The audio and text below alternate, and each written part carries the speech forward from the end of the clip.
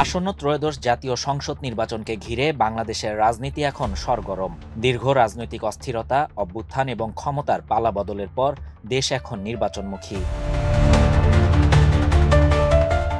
দেশের ভেতরে ও বাইরে নানা জল্পনা ও ষড়যন্ত্রের গুজব থাকলেও নির্বাচন আয়োজনের প্রস্তুতি ইতোমধ্যেই শুরু হয়েছে পুরোদমে। এক্সট্রিম মশার কয়েল প্ল্যান্ট ফাইবার দিয়ে তৈরি, ডেঙ্গু, চিকুনগুনিয়া বাহি সহ যে কোনো মশার বিরুদ্ধে দেয় এক্সট্রিম সুরক্ষা। নির্বাচনী মাঠে এখন প্রায় সব রাজনৈতিক দলই প্রস্তুত।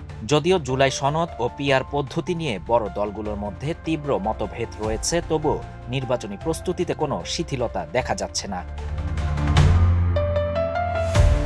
অন্যদিকে বিএনপির পক্ষ থেকেও জানানো হয়েছে খুব শিগগিরই আসন ভিত্তিক একক প্রার্থীকে মাঠে নামার জন্য গ্রিন সিগন্যাল দেয়া হবে। ফলে রাজনৈতিক মতপার্থক্য থাকলেও বাস্তবতার নিরিখে বলা যায় নির্বাচনের ট্রেনে উঠে গেছে সব দলই।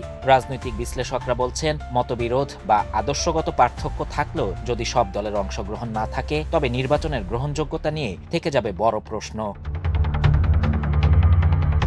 রাজনৈতিক বিশ্লেষকরা বলছেন আগামী নির্বাচনের পথ ততটা মসৃণ হবে না। নির্বাচনকে কেন্দ্র করে প্রশাসনে নিরপেক্ষতা নিশ্চিত করা একটি বড় চ্যালেঞ্জ হয়ে দাঁড়াবে। নির্বাচনকালীন নিরাপত্তা নিশ্চিত করতে সরকার ও প্রশাসনের মধ্যে এখন সমন্বিত প্রস্তুতি প্রয়োজন। ভোটের মাঠে প্রতিপক্ষকে টেক্কা দেওয়ার কৌশল ঠিক করার কাজ শুরু করেছে বেশিরভাগ রাজনৈতিক দল। তবে জুলাই সনদ, বিচার এবং নির্বাচনে লেভেল প্লেইং ফিল্ড নিয়ে সংশয় এখনও কাটেনি বলেও দাবি করছেন অনেকেই। আওয়ামী লীগ ক্ষমতাচ্যুতির পর বাংলাদেশের রাজনৈতিক সমীকরণ অনেকটাই পরিবর্তিত হয়েছে। বিএনপি এবং জামাতের রাজনৈতিক অবস্থান নতুন করে সংজ্ঞায়িত হচ্ছে, যা আগামী দিনের রাজনীতির গতিপথ নির্ধারণ করবে।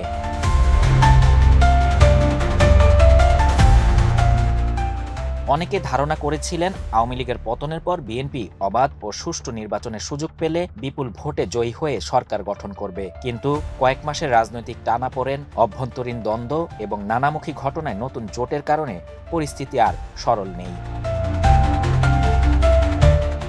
রাজনৈতিক সংশ্লিষ্টদের মতে নির্বাচনের ট্রেন ইতোমধ্যেই ছেড়ে দিয়েছে স্টেশন। কে উঠবে কে নামবে তা এখন সময় বলে দেবে।